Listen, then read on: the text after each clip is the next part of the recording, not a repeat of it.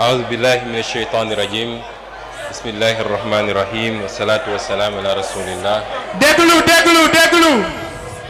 mbokk yi assalaamu aleykum wa rahmatullah.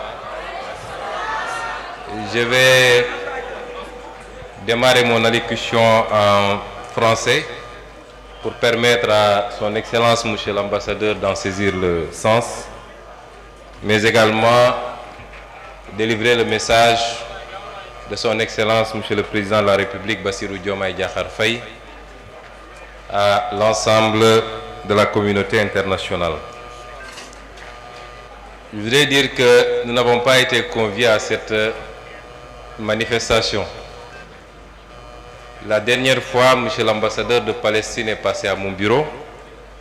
Nous avons échangé et je le taquinais en disant qu'une manifestation avait été organisée l'avant-veille et nous l'avons appris bien après la manifestation.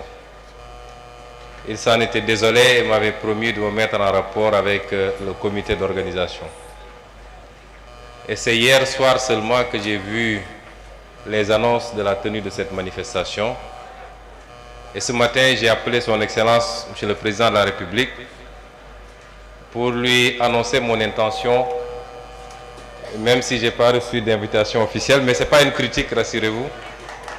En tout cas, mon intention d'être présent à cette manifestation. Le Président de la République m'a répondu dans ces termes.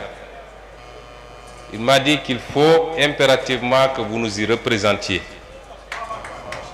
et que notre statut de président du comité pour la défense des droits inaliénables du peuple palestinien ne doit pas se limiter seulement à des déclarations, mais doit se manifester également par des actions et une présence sur le terrain. Et donc je suis ici sur instruction de Monsieur le Président de la République. Je veux dire qu'on a suffisamment rappelé la position du Sénégal sur cette injustice que subit le peuple palestinien depuis les années 40. Le Sénégal a porté énormément d'initiatives. Je rappelle qu'en 1971, le président Léopold Sédar Senghor était à la tête d'une délégation composée du président Mobutu du Zaïre, du président Ahidjo du Cameroun et du président Goen du Nigeria. Immédiatement après la guerre des 6 jours, où toutes les initiatives de négociation avaient échoué, le président Senghor avait conduit une délégation qui s'est rendue en Israël, au Palestine, avait discuté avec feu le président Yasser Arafat et la première ministre de l'époque, Golda Meir, laquelle initiative avait abouti presque à un accord sur le Golan, sur le Sinaï et sur la Cisjordanie. Il a été convenu que l'ambassadeur d'Israël allait, lors d'une allocution sur la tribune des Nations Unies, présenter cette solution africaine à l'initiative du Sénégal qui devait consacrer la paix définitive. Malheureusement, c'est 30 minutes avant cette allocution que l'ambassadeur d'Israël avait reçu un coup de fil de Golda Meir lui intimant l'ordre de renoncer à annoncer cette solution.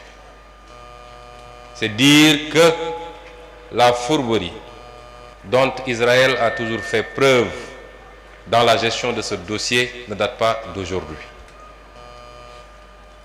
Le Sénégal a continué et c'est ce qui a justifié en 1975, lors de la création de ce comité, que toutes les initiatives aient concouru à désigner le Sénégal comme président de ce comité laquelle présidence est assurée par notre pays jusqu'au moment où je parle sous la direction du président Bassirou Diomaye Diakhar Faye. Beaucoup d'initiatives ont été prises par le Sénégal et par tous les régimes successifs, jusqu'à la dernière qui avait abouti au vote d'une résolution en 2016, un des intervenants l'a rappelé, qui avait condamné Israël par rapport à l'extension de ses colonies sur les terres palestiniennes. Et donc, si aujourd'hui, le régime nouveau, sous la direction du président Diomaye Faye, décide de continuer cette œuvre, il ne fait que respecter une tradition. Mais ce qui sera nouveau, c'est que nous avons décidé d'aller au-delà des déclarations, des initiatives au niveau des Nations Unies, mais d'être très présents à côté de nos frères palestiniens pour mener ensemble ce combat. Monsieur l'ambassadeur, je vous disais dans mon bureau que je ne regarde plus les télévisions internationales parce que les images qui sont diffusées sur la Palestine me sont insupportables. Tout le peuple sénégalais, et j'allais dire toute l'Afrique, parce qu'il faut reconnaître que l'Afrique a toujours été au premier plan de ce combat. Aujourd'hui, à ma connaissance, il n'y a que 2 États africains, le Cameroun, je crois, et l'Érythrée, qui n'ont pas reconnu officiellement l'État de Palestine. Tous les autres États ont reconnu l'État de Palestine, ont été parmi les premiers à l'avoir reconnu. Nous sommes ici dans le cadre d'une manifestation de soutien au peuple palestinien, et ce qui semble le plus visible, c'est que c'est l'aspect religieux. Cette religion que nous partageons avec la majorité du peuple palestinien. Je voulais dire simplement que pour combattre une injustice, de tous ceux qui participent à un combat contre l'injustice, les motivations peuvent être plurielles. La motivation religieuse en est une, et ce qui semble être prégnant ici, dans cette assemblée. Mais on peut participer à un combat contre l'injustice pour d'autres raisons. Parce que simplement, on ne supporte pas l'injustice, indépendamment de ses croyances et de ses convictions. On peut y participer pour des raisons ethniques, des raisons familiales. On peut y participer pour des raisons géographiques. Mais on peut y participer simplement par humanisme. Et l'aspect religieux ne peut pas être enlevé, en tout cas ne peut pas être dénié. On ne peut pas dénier l'aspect religieux dans cette problématique qui se pose et qui se pose depuis très longtemps. Certains historiens voudraient l'enlever totalement. Mais le problème n'est pas seulement religieux. Il est éminemment également politique. Il est humain simplement. Et c'est pourquoi aujourd'hui, dans la stratégie, il nous faut penser à être le plus large possible. Le président Senghor, qui a pris toutes les initiatives que nous saluons, il n'était pas musulman. Il n'était pas tenu de le faire. Pourtant, il l'a fait. Et depuis que cette nouvelle crise a démarré, les actions les plus visibles, je parle des plus visibles, je ne sais pas ce que font les pays arabes, mais les actions les plus visibles ont été initiées par l'Afrique du Sud, qui compte 2% de musulmans. Les actions les plus visibles ont été initiées par les pays d'Amérique latine, allant jusqu'à rompre radicalement les relations diplomatiques et à considérer qu'il s'agissait de génocide et de crimes contre l'humanité. Là où beaucoup de pays considérés comme musulmans sont restés à faune. Et c'est pourquoi la dimension politique dans le combat que nous menons est extrêmement importante. J'irai même beaucoup plus loin, puisque il y a matière, certes quelquefois, à relativiser la dimension religieuse. Des personnes, des milliers de personnes de confession juive ont violemment manifesté contre l'extermination qui se passe actuellement en Palestine. Nous l'avons vu aux États-Unis, nous l'avons vu en France. Et quelquefois même, de temps en temps en Israël. Et donc il faut réunir tous ceux qui se disent non à cette injustice. La motivation des autorités israéliennes n'est pas forcément religieuse. Nous avons un Premier ministre dont le pouvoir aujourd'hui dépend de cette guerre. La survie politique dépend de cette guerre. Et qui est prêt à marcher sur des milliers de cadavres pour rester Premier ministre et pour ne pas faire face à la justice de son pays. C'est ça les motivations.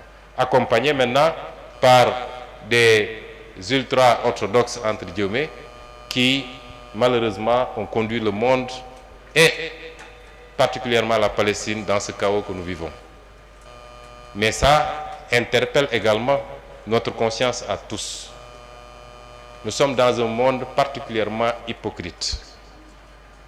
Un monde de deux poids, deux mesures.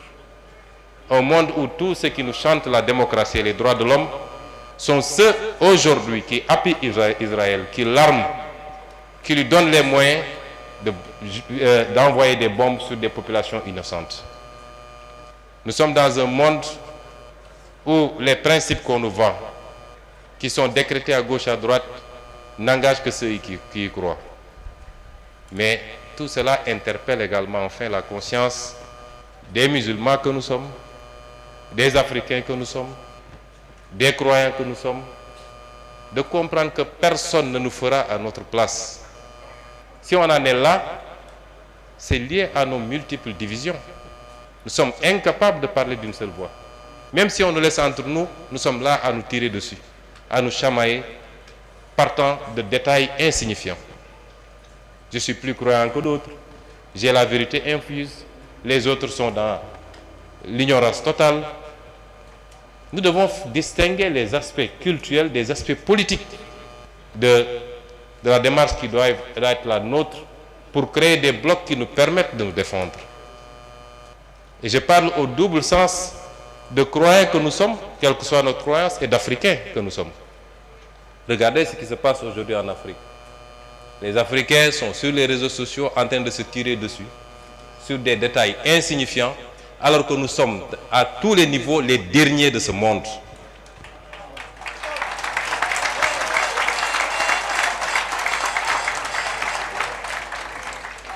Et pour les croyants, c'est la même chose. Et pourtant, pour les musulmans que nous sommes, le Coran nous avait déjà averti des conséquences de la division. Chacun peut avoir sa façon de voir, qu'on soit sunnite, chia ou je ne sais pas, à l'intérieur des sunnis, qu'on soit orthodoxe, soufi ou tout ce qu'on veut dire. Mais politiquement, nous devons transcender ces questions-là si nous voulons compter dans le monde, si nous voulons faire face, si nous voulons exister, en tant que croyants, mais en tant qu'Africains également. Je parle dans les deux directions. Et ce qui arrive aujourd'hui à la Palestine, qui arrive ailleurs, parce qu'ailleurs aussi, il y a des musulmans qui sont martyrisés. Comme il y a dans d'autres zones du monde des personnes qui sont martyrisées parce que simplement elles sont chrétiennes, qui sont attaquées par des bandes armées qui se disent musulmans, qui ne le sont absolument pas parce que le musulman ne se comporte pas comme ça. Mais si l'on veut faire face à toutes ces situations-là, il nous faut transcender nos petites différences. Le monde aujourd'hui fonctionne sur la base de la puissance et des blocs. Pourquoi le monde entier, le monde occidental entier, ne peut aujourd'hui, ne peut pas faire grand-chose face à Vladimir Poutine? Pourquoi? Parce qu'il y a la puissance. Pourquoi on ne le ferait pas par rapport ou vis-à-vis de la Chine? Parce qu'il y a la puissance. Nous ne pouvons pas être ce que nous sommes. Et quand on a les moyens d'aller vers la puissance, quelqu'un a parlé tout à l'heure, a fait la dichotomie entre les palais des pays musulmans et la rue. C'est peut-être vrai, mais il faut relativiser beaucoup de choses. La question qu'on se pose, c'est que les pays musulmans qui ont des moyens, est-ce qu'on ne les a pas trop habitués au luxe maintenant? De sorte que personne ne veut plus perdre ses avantages et personne ne veut plus prendre des risques. La vraie problématique se pose à ce niveau-là. Et c'est pourquoi je réitère toute notre douleur et notre peine face à cette situation que vivent nos frères palestiniens. Nous le dénonçons en tant que croyants, mais nous considérons qu'il faut avoir une approche très politique. Le pape François a dénoncé, a condamné et a réclamé 2 États viables. D'autres convictions religieuses l'ont fait.